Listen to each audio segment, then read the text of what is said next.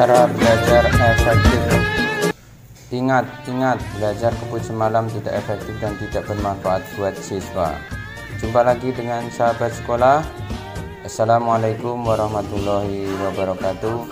Semoga kalian semua dalam lindungan Allah Subhanahu wa Ta'ala. Sebelum kita mulai, jangan lupa yang belum di subscribe, silahkan di subscribe, tekan tombol loncengnya biar tidak ketinggalan informasi, kemudian like dan share ke grup-grup yang lain. Sahabat sekolah, kesempatan hari ini kita akan bahas tentang cara belajar efektif dan efisien. Cara belajar efektif menggunakan pendekatan metacognition. Jadi ingat pentingnya memilih sikap dan kebiasaan belajar yang efektif dan efisien. Apa itu belajar efektif? Yang pertama adalah belajar yang menyenangkan, sehingga kita tatkala belajar kita senang, tidak terpaksa. Yang kedua, terjadwal dengan baik, konsisten, ya, waktu-waktu tertentu yang kita pilih sehingga senantiasa konsisten kita laksanakan. Tidak memakan banyak waktu, jadi tidak harus 2 jam 3 jam, tetapi sebentar tetapi efektif. Yang keempat adalah hasilnya maksimal dalam belajar. Jadi bukan hanya sekedar kita melaksanakan, yang penting kita belajar, bukan, tetapi ada hasilnya. Kemudian selanjutnya adalah mengapa siswa perlu memilih sikap belajar yang efektif efisien. Satu, tujuannya adalah biar keberhasilan, ada hasilnya. Jadi kalau ditanya kamu udah belajar, sudah, tapi tidak ada hasil, percuma. Makanya setiap kita mau belajar tujuannya adalah biar kita berhasil sungguh-sungguh, ya. Jadi niatnya adalah sungguh-sungguh.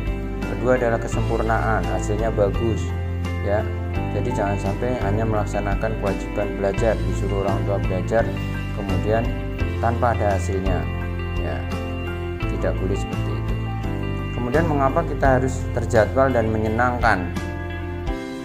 Ya, bagaimana biar kita menyenangkan dan terjadwal? Dalam bekerja, otak kita juga dipengaruhi oleh kondisi fisik kita. Ya, itu sangat terpengaruh terhadap kinerja kita. Maka suasana, kondisi, bagaimana otak kita harus lihat. Kita lagi mood, lagi senang atau lagi galau dan sebagainya. Kita harus buang seperti itu. Kita harus konsentrasi.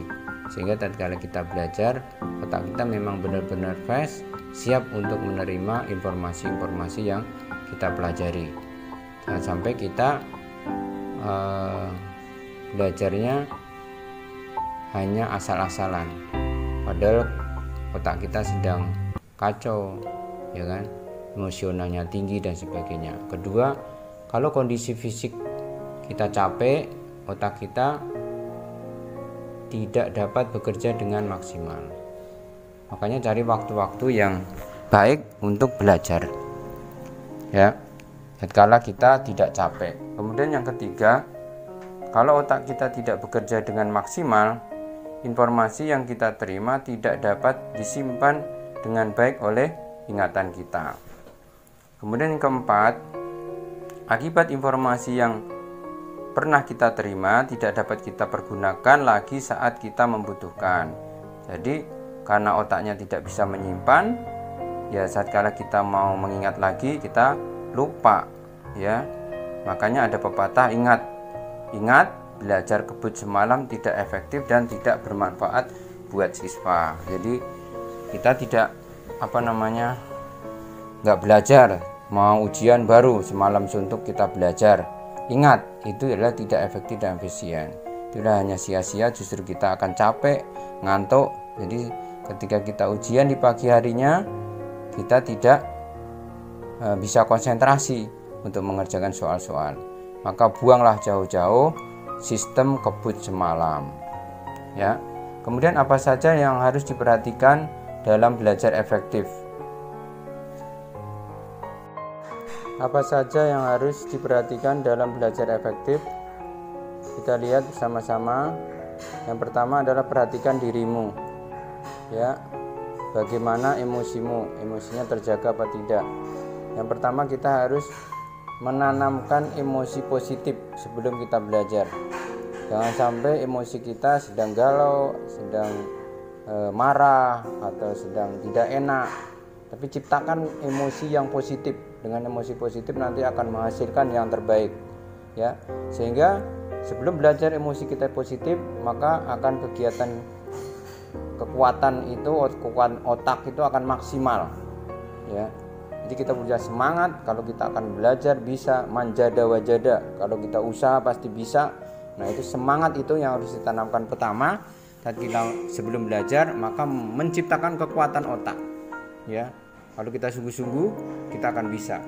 Nah, makanya nanti akan menghasilkan keberhasilan yang baik. Coba ada kisah orang yang terdesak, kemudian dia mampu merobohkan tembok yang besar karena dia semangat. Jadi kalau kita udah semangat, punya otak yang positif, menghasilkan kekuatan otak yang baik, keberhasilan kita akan dapatkan, maka nanti kita akan menjadikan orang yang kehormatan diri kita akan naik. Nah, itulah akibat dari emosi yang positif. Kemudian perhatikan dirimu, ya. Ciptakan minat dalam dirimu dengan bertanya, apa manfaat bagiku? Nah, jadi manfaat apa dalam belajar ini? Ini berguna untuk orang lain atau berguna untuk diri sendiri? Kalau ayah, bunda, ya kan, kakak semua itu menyuruh kita belajar, ini manfaatnya untuk siapa? Apa untuk ayah, untuk bunda? Bukan, tapi untuk diri kita. Maka motivasi awal itu yang harus kita ciptakan terhadap diri kita. Kita harus bisa, kita harus belajar, kita harus bisa. Nah, semangat itu yang akan kita tanam.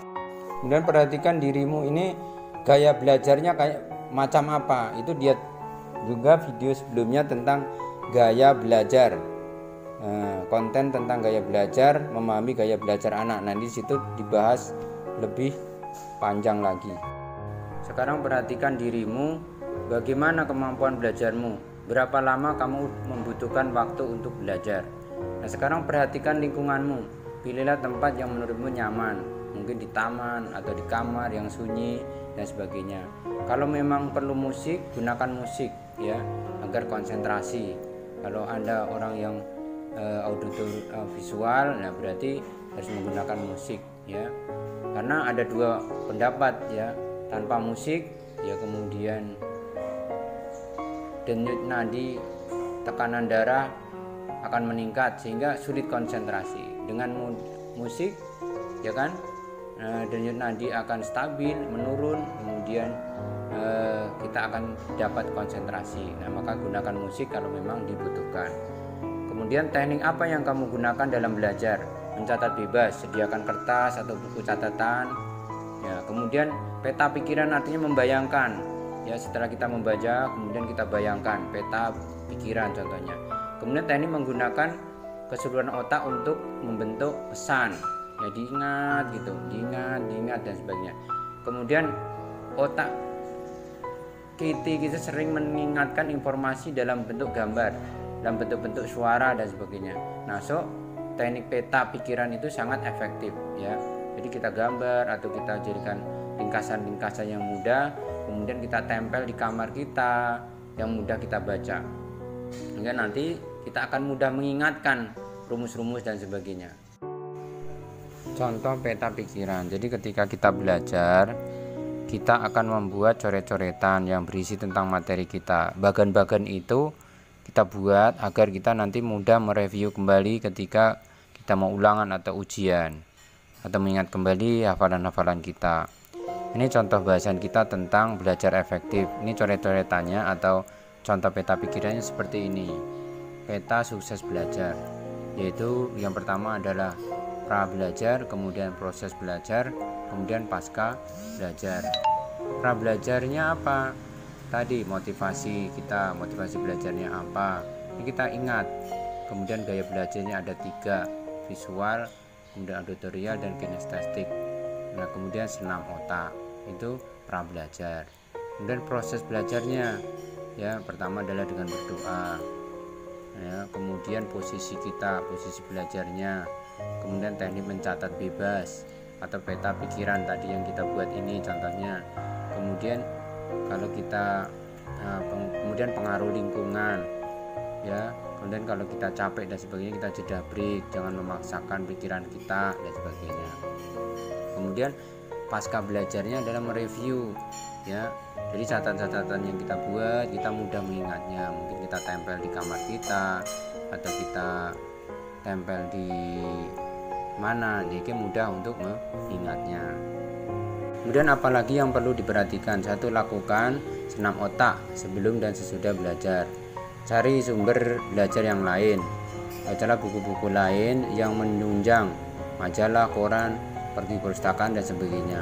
Apalagi sekarang ada Google, kita cari di Google. Nah, kemudian kita singkat atau kita catat catatan. Kemudian pengaturan jadwal belajar efektif, ya, pedoman perhatikan waktumu, bagaimana kamu menghabiskan waktumu, kapan kamu habiskan waktumu dengan sia-sia. Kemudian kamu dapat belajar dengan baik itu kapan waktunya, pilih, ya, jangan sampai ketika capek kita belajar. Umpamanya kita pulang sekolah, kemudian kita istirahat, setelah kita istirahat badan kita grafik, nah baru jam 2 apa jam 3 kita belajar 1 jam. Nah itu continue senantiasa seperti itu. Atau bangun malam ketika jam 2 atau jam 3 kita sholat tahajud, kemudian kita belajar 1 jam atau setengah jam, tapi continue senantiasa kita buat jadwal seperti itu. Dan itu jangan sampai kita lengah atau tidak dikerjakan. Rencana belajar efektif, ya, beri waktu yang cukup untuk tidur, makan, dan kegiatan hiburan. Seperti yang saya ungkapkan tadi, setelah kita sekolah, kemudian kita makan dulu, kemudian istirahat, namanya belajar tidur siang atau qailullah. Makanya tidur siang itu sangat penting, walaupun cuma setengah jam ataupun 1 jam, tapi untuk memfreshkan otak kita setelah kita capek. Nah, setelah kita istirahat, bangun, kita belajar lagi, ya, 1 jam, tidak perlu lama-lama. Nah, untuk mereview pelajaran-pelajaran yang disampaikan oleh guru tadi di sekolah, ya, kita ulangi lagi itu pelajaran. Itu kita cukup 1 jam, tetapi kita setelah kita istirahat, ya, setelah kita istirahat baru. Nah, kemudian kita atur kegiatan-kegiatan hiburan. Setelah kita belajar baru kita main, ya kan? Nah, jangan sampai main dulu baru belajar. Kita udah capek main bola kemudian belajar, kita tidak konsen. Kemudian prioritaskan dengan tugas-tugas, ya. Jadi tugas dari sekolah itu apa? Kita kerjakan dulu semua, jangan ditunda-tunda. Ya, ada pekerjaan rumah, ada PR, ada tugas dari guru, itu kita kerjakan.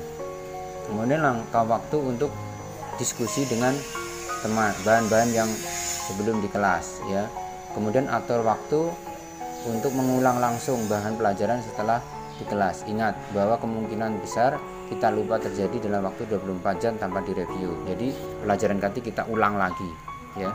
Jadi pelajaran yang di kelas yang disampaikan oleh Bapak Ibu guru kita ulang kembali agar kita ingat.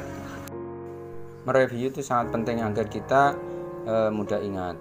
Kemudian rencanakan jadwal belajar efektif, ya. Ya. Jadi kita harus buat rencana jadwal agar lebih efektif. Jadwal waktu 50 menit untuk setiap harinya. Jadi kita atur, ya, jangan lama-lama kita belajar tetapi konsisten.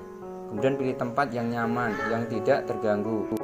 Pilih tempat yang memang nyaman, tidak terganggu konsentrasi untuk belajar.